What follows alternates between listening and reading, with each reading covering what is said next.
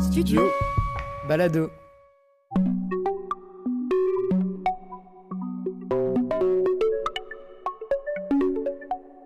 Non-binaire. Flo Delval, Studio Balado. Mon objectif n'est pas de faire une transition, je pense, vers un genre qui serait le masculin, et c'est plutôt dans un entre-deux qui ne met pas l'une ou l'autre en avant. Ce que j'ai aussi vécu, c'est des choses qui sont fluides, et parfois quand je me réveille, est-ce qu'aujourd'hui c'est il, aujourd'hui c'est elle, j'avais l'impression que ça fluctuait.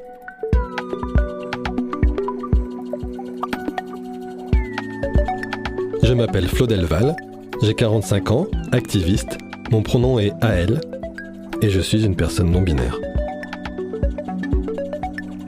J'évolue au sein de la communauté non-binaire de Bruxelles où chaque jour j'entends des témoignages. J'ai eu envie de les enregistrer afin de créer les représentations qui nous manquaient et de constituer une archive. Je suis donc allé en Wallonie et à Bruxelles rencontrer des personnes qui vivent en dehors des normes de genre imposées. Leïla a fait son coming out non-binaire à la fin de la quarantaine. Après avoir mené une vie normée, qui ne lui correspondait pas vraiment, Yael a reconstruit son identité au contact d'une génération plus jeune.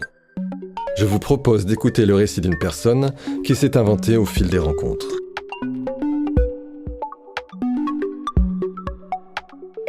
Mon nom c'est Leïla, c'est Yael, elle. Je m'accorde plutôt au masculin.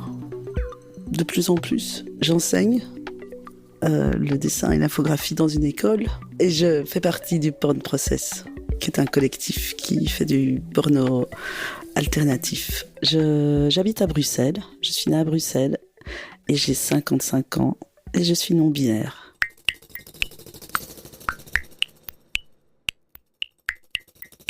Au plus loin dont je me souvienne, il y a quand même un truc qui me faisait dire qu'il fallait que il y avait deux choses que je voyais devant moi, c'était le masculin et le féminin, les gens qui étaient plutôt des mecs et des filles. Je me considérais plutôt comme quelqu'un du côté du masculin. Je me retrouvais pas trop dans le féminin. À partir de l'adolescence, j'ai commencé à avoir des formes qui étaient plus féminines, et là c'était plus de mon... Je pouvais plus le cacher aussi facilement, et donc le regard que je renvoyais à l'extérieur, c'était du féminin. Et même si moi je me considérais pas, que ça n'avait pas changé depuis mon enfance, ça a eu une répercussion sur la façon dont je voyais qu'il y avait un problème entre les deux. Puis après, je pense que pour la facilité, j'étais du côté féminin. Là, j'ai été dans un parcours qui était plus un parcours de quelqu'un de féminin, sans peut-être spécialement me sentir plus appartenant dans un genre ou dans un autre. Et après, donc là, c'est vers la trentaine, puis jusqu'à 40. Là, j'ai de nouveau... Là, j'ai commencé à me reposer des questions. Enfin, en tout cas, il y avait un truc qui me questionnait par rapport à tout ça, et ça me faisait repenser à comment j'étais avant et comment j'ai toujours été, en fait. Donc ça a été fluctuant comme ça sans savoir vraiment... On va dire quand j'ai quitté un mode de vie, là, je me suis... ça m'a donné de la force. Le fait de repenser à moi ou de voir des photos de moi quand j'étais enfant, parfois ça me donnait de la force par rapport à ce qui j'étais. Et donc là, je quitte une vie, je recommence à me retrouver. Et aussi les personnes que j'ai rencontrées, en fait, à ce moment-là, qui aussi étaient dans... Enfin, on parle de choses qu'on ne parlait pas dans l'autre vie. Je découvrais aussi une autre communauté. Et donc, dans cette autre communauté, il y avait plein de genres différents. Et donc, je commence à ce moment-là à me dire, mais tiens, mais moi, il y a des choses qui étaient évidentes depuis le début, en fait. Et voilà.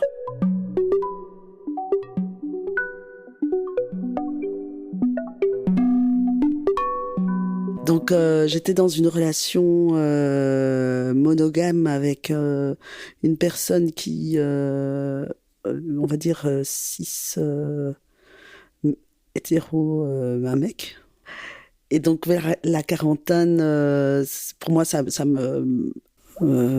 pas mon truc vraiment. Et donc là, j'ai eu le courage de m'en aller et de faire un coming out lesbien. À ce moment-là, j'ai plus que des relations avec des personnes assignées femmes, et ça s'entend bien dans le genre femme, je crois. En tout cas, je me posais pas trop la question. Et c'est par après, au contact de certaines autres personnes, chronologiquement, je rencontre des personnes qui font partie du Porn Process.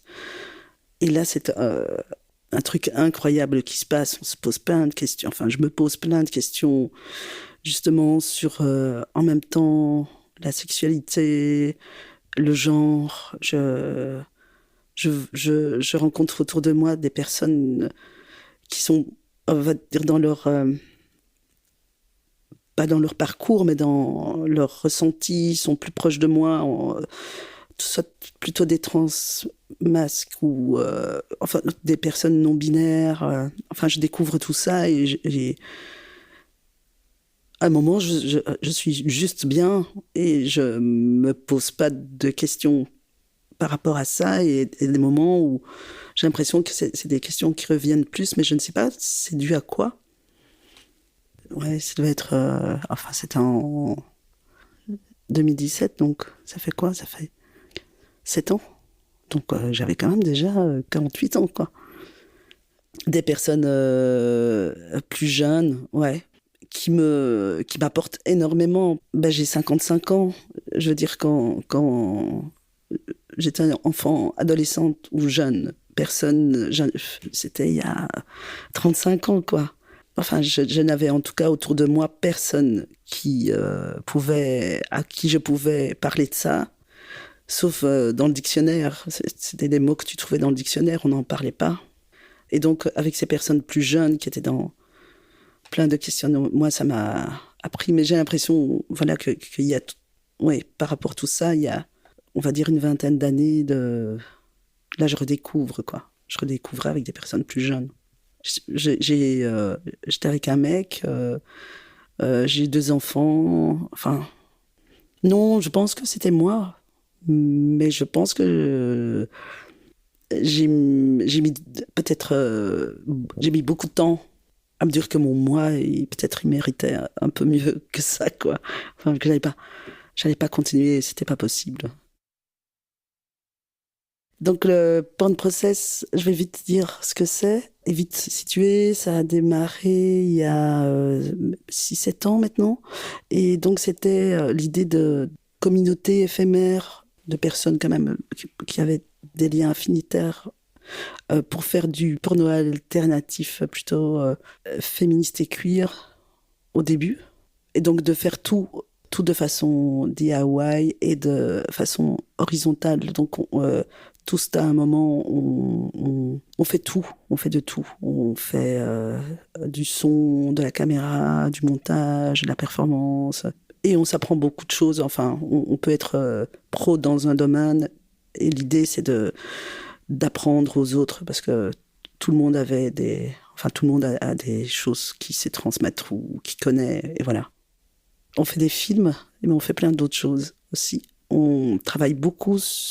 C'est le process, et donc c'est tout ce qui est en rapport aussi à la communauté, de comment on vit le fait de produire des images pornographiques, tout ce que ça amène comme des questions, comme émotions, comme nos rapports entre nous.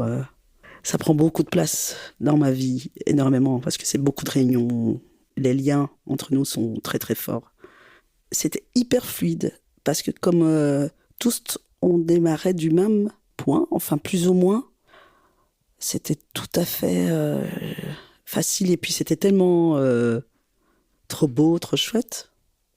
On a eu, il y a quelques mois, une question justement sur ce terme de famille choisie, parce qu'au début on disait famille choisie, mais quand il y a eu tout un truc par rapport à qu'est-ce que c'était la famille, justement, les parents, les sœurs, les frères, et qu'on se disait quand justement dans les familles, les rapports étaient pas, il y avait des rapports peut-être de rôle, de domination et autres. Et donc, réutiliser le mot famille, on disait que c'était pas vraiment peut-être que c'est ce qui s'est joué dans le collectif à un moment donné, mais que peut-être que c'est pas tout à fait très sain comme rapport, en fait. En tout cas, c'est des gens que j'apprécie énormément. J'ai un lien particulier avec elles, mais c'est vrai que c'est pas toujours facile, comme dans les familles. Vous écoutez Leïla dans Non-Binaire, un podcast de Flo Delval et du studio Balado. La notion de non-binarité n'est pas apparue du jour au lendemain. Elle a toujours existé sous d'autres noms et d'autres aspects. Comme par exemple les folles ou les butch dans les communautés gays et lesbiennes. Leïla a 2 enfants. Comment leur a-t-elle présenté sa transition non-binaire ? D'abord, je leur ai fait mon coming out de lesbienne. Et après, quand j'ai commencé à prendre de la thé, je leur ai dit que je prenais de la thé. Quoi ? De la testo ? De la testostérone, du Sustanon. Au début, ils ont été un peu, surtout mon plus jeune fils. Je crois qu'il s'imaginait, que j'allais faire, je ne sais même pas moi-même où je vais, mais il s'imaginait des choses qui peut-être étaient un peu compliquées à imaginer. Ça paraît quelque chose de naturel. Je pense qu'il voit aussi, mais il disait aussi, si toi tu es heureux, que c'est je crois que c'est ok, quoi. Je crois un peu plus compliqué que le coming out lesbien. Par rapport à la communication qu'on a entre nous, c'était évident qu'à un moment donné, j'allais devoir leur en parler.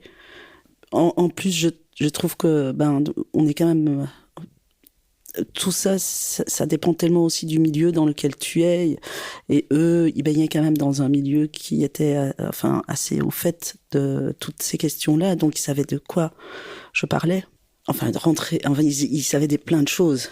C'est encore une génération encore en dessous de celle avec qui j'ai connecté avec le porn process, mais ils sont encore dans d'autres choses et d'autres facilités par rapport, en tout cas dans mon milieu à moi. Je sais que dans d'autres milieux, d'autres jeunes, c'est pas du tout le cas. Mais mes fils, oui.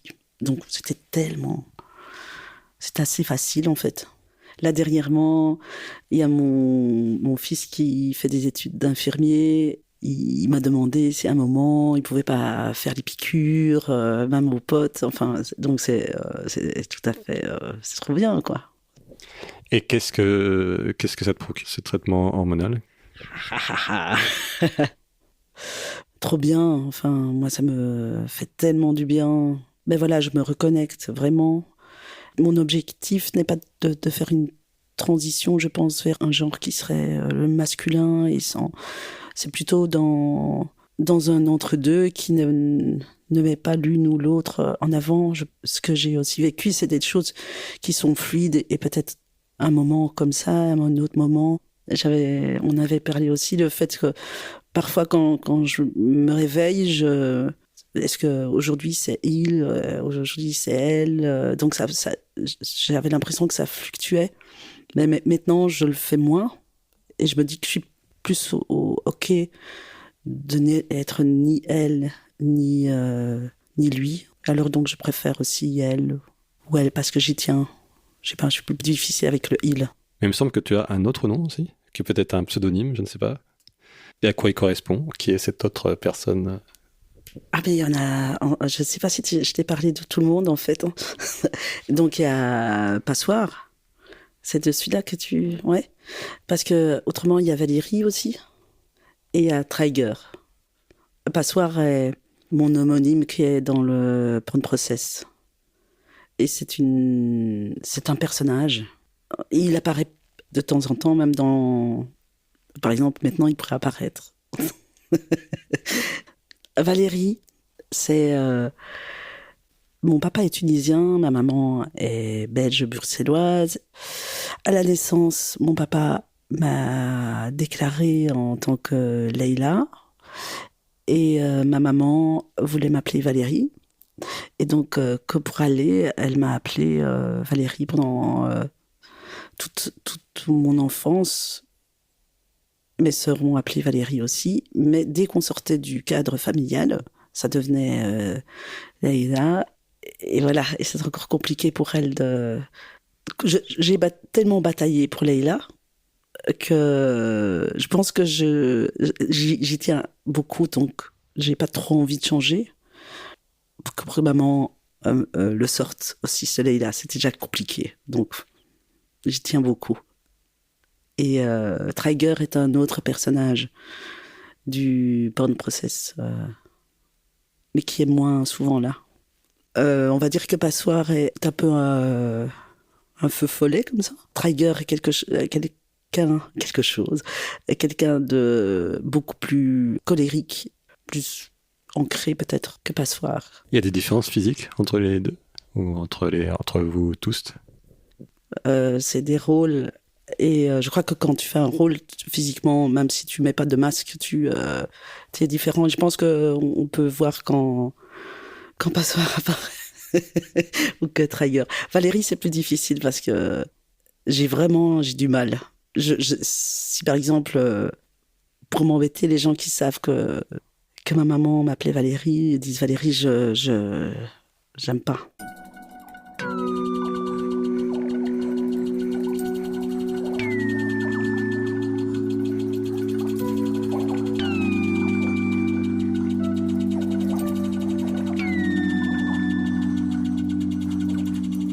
Alors, c'est des petites photos d'identité. Il y a moi, mais il y a aussi mes sœurs, et je crois qu'il y a une photo ou deux d'un de mes fils. Et donc, tu dois essayer de dire, de retrouver où je suis là-dedans. Ouais. Donc là, c'est toutes des photos d'identité, mais il y a de bébé jusqu'à jeune adulte. 1 sur 2. C'est qui ça? Non, c'est pas moi, non. C'est vrai qu'il y a beaucoup de photos de mes sœurs aussi. Alors, ça c'est moi, ça c'est une de mes sœurs, ça c'est moi. Là, je dois avoir 16 ans, 15-16 ans, je crois. Ça c'est mon fils, ça c'est moi. Ça doit être 15 ans. L'autre, c'est peut-être un peu la même période, à 1 an de différence. Et ça, c'est ma maman. Donc ça, c'est moi. Et j'ai d'autres photos, mais malheureusement, elles sont chez ma sœur. Mais par exemple, là, je me souviens, je draguais, j'essayais de me faire passer totalement pour un gars. Ça me fait du bien. Celle-là aussi, mais j'étais un peu plus renfermée, je crois. Je pense que à cette période-là, ça a commencé à pas être facile. T'es quand même super vulnérable à l'adolescence. Maintenant, c'est plus facile, quoi. J'aime bien les photos du passé parce que je vois comment j'étais, que je me dis que j'ai peut-être encore plein de trucs. Je sais pas, ce que demain, comment je vais être où. C'est un travail sur soi, mais c'est aussi c'est aussi ce que les autres projettent sur toi ou ce que tu rejettes, ce que tu donnes à voir. Et donc, je sais pas trop ce que demain, ou plus tard, ce que je vais montrer. Peut-être dans 2 ans, je vais avoir une plus belle barbe que la tienne. Mais ça, c'est extérieur. Mais ça va impacter la façon dont les gens ils vont m'aborder. Sur mon lieu de travail, j'ai pas expliqué ma transition ou autre. Je laisse un grand flou là-dessus.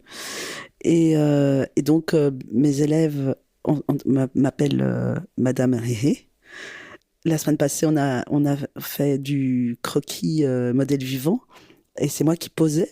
Et donc, j'ai une élève qui a terminé son dessin et puis elle vient chez moi en rigolant et elle me dit ah, Madame Gnéné, je vous ai dessiné avec une moustache. Et elle savait pas pourquoi. Et d'ailleurs, elle s'excusait, mais elle en rigolait. Et je trouvais ça... c'était trop bien, quoi. Donc, je sais pas, elle a capté un truc... donc, ces dessins, je vais essayer de récupérer. J'ai une belle moustache, mais vraiment. Ah, j'étais content. Je me dis, waouh! Naturellement, elle me fait une moustache, quoi. Il n'y a aucune raison. Donc, il y a quelque chose qu'elle a saisi. Et donc, ça m'a fait du bien. Comme quand je regarde mes photos d'avant. Donc, ouais, c'est trop bien. Non-binaire est un podcast documentaire de Flo Delval, produit par le studio Balado. Réalisation, Michel-Ange Vinti. Musique originale, Gérald Kurdian. Production Studio Balado, Julien Barbier et Michel-Ange Vinti. Merci à notre partenaire Xeno, plateforme qui valorise les personnes queer racisées. Merci à Let's Talk About Non-Binary, une collectif par et pour les personnes non-binaires. Le podcast non-binaire est soutenu par la COCOF, la région Wallonne et la Fédération Wallonie-Bruxelles. Vous pouvez partager le podcast sur les réseaux sociaux et vous abonner sur votre application pour ne rater aucun épisode. Merci pour votre écoute, à bientôt.